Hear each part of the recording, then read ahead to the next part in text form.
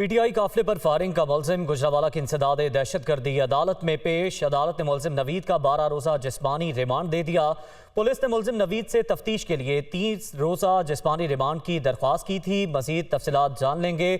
जावेद अकरम हमारे साथ मौजूद हैं। जावेद, बताइएगा, 12 रोज़ा रिमांड दे दिया गया है?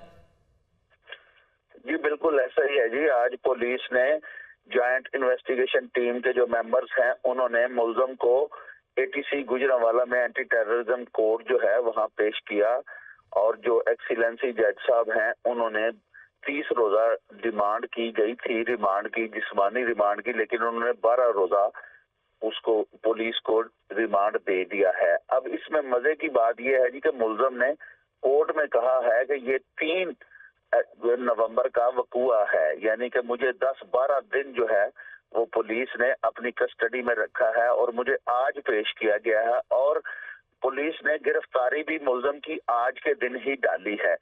तो जज साहब इस बात को सुन के वो खफा हुए, तो उन्होंने अपने ऑर्डर में, जो उन्होंने ऑर्डर दिया है उस ऑर्डर में उन्होंने लिख दिया है कि कौन कौन जिम्मेदारान हैं, उन पर रिस्पॉन्सिबिलिटी फिक्स की जाए और प्रोब किया जाए और मुझे आइंदा जो है जो को पेशी की तारीख होगी उस पर मुझे बताया जाए कि इस मुलजिम को क्यों इस तरह गैर कानूनी बगैर गिरफ्तारी के अपनी हिरासत में ठीक है, इस रखा मामले गया। का भी अदालत ने नोटिस लिया। जावेद अकरम अपडेट कर रहे थे, आपका शुक्रिया।